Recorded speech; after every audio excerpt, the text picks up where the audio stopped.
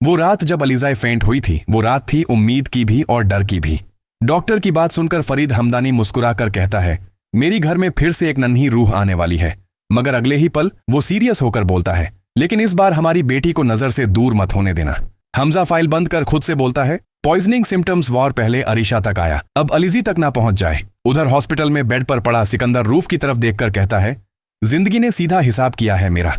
उसका भाई चेयर पर बैठकर धीरे से बोलता है, हिसाब अभी बाकी है कुरैशी, अब भी आजाद घूम रहा है। हमदानी हवेली में रात होती है। अलीज़ी सोफा पर थक कर बैठी है। फरीद उसके पास बैठकर बड़ी शफकत से कहता है, बेटा थकान कम लेना। अलीज़ी हल्की सांस लेकर धीरे से बोलती है, अंकल कभी कभी लगता है खुशी से ज्यादा इम्तिहान है। ये तभी हॉल में एक पोस्टर फ्रेम मोमेंट आता है। सिक्योरिटी गार्ड डोर पर खड़े होकर बोलता है, सर एक पार्सल आया है। बिना नाम के पार्सल टेबल पर रखा जाता है, रेड रिबन नहीं ब्लैक थ्रेड में बंधा हुआ। हमजा चाकू से कैसेट को खोलता है। अंदर से एक पुरानी कैसेट निकलती है। कैसेट देखकर वह हैरान होकर कहता है, कैसेट 2025 में? कौन भेज रहा है ऐसी चीजें? तब फरीद उसे उठाकर गुस्से में कहता है कि यह फिर से साइकी गेम शुरू हो गया है। कैसेट जैसे ही चलती है, ग्रेनी आवाज में एक आदमी बोलता है कि हमदानी ब्लडलाइन का इम्तिहान खत्म नहीं हुआ, माफी कमजोरी भी होती है। यह सुनकर फरीद के दांत भींच जाते हैं और वह कहता है कि सामने वाला बंदा 20 साल से बदला पाले बैठा है और हम समझे थे कि चैप्टर हमेशा के लिए बंद हो गया। इसी बीच निम्रा, जो अब तक घर से दूर जा चुकी थी, वीडियो कॉल पर कहती है कि अगर वह कुरैशी सच में उनके पीछे पड़ा है तो वह वापस आ रही है। लेकिन फरीद तुरंत मना कर देता है और कहता है कि वह अब निकाह वाली बेटी है, उसकी हिफाजत उनकी जिम्मेदारी है। फिर इमोशनल होकर वह कहता है कि वह अपनी जिंदगी बनाए, जबकि वे अपनी जंग खुद लड़ेंगे।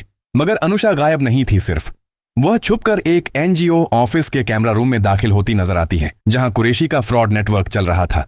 ब्रिज वाले नोट में वार्निंग थी, मगर उसने नोट पढ़कर खुद से कहा, अगर सच चाहिए तो दुश्मन के डेंस में जाना पड़ेगा। ब्रिज बाद में पुलिस स्टेशन में स्टेटमेंट रूम में कांस्टेबल फरीद को देखकर बोलता है, सर कुरैशी की लास्ट लोकेशन अननोन है, लेकिन उसके फ्रॉड सर्वर का आईपी अलगाजल रेलवे ब्रिज के करीब मिलता है। फरीद उठ खड़े होकर दहाड़ कर बोलता है, तो फिर हम भी वहीं जाएंगे। जहां दुश्मन बहता है वहां खून सवाल बनकर बहता है। हमजा कोट उठाते हुए बोलता है, डैड मैं आपके साथ हूं। फरीद उसके कंधे पर हाथ रखकर कहता है, इस बार कोई वार्निंग हमें नहीं रोक सकती। वो कहता था कि हमदानी खंडान टूट चुका है। वो कहता था कि यह फैमिली वीक हो गई है, मगर उसे नहीं पता था कि माफी ने उन्हें तोड़ा नहीं जोड़ दिया था। और अब यह जोड़ बदले की आग बन चुका है। घर में हल्की रोशनी और फूलों की खुशबू अभी भी है, मगर टेंशन का माहौल छाया हुआ है। फरीद हमदानी गुस्से से बोलता है, अभी वक्त आ गया है, जो सच को सामने लाए उसे हम खुद समझेंगे।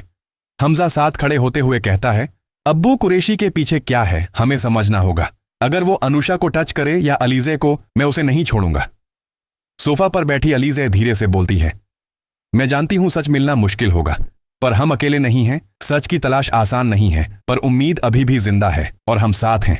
ये हमारी ताकत है।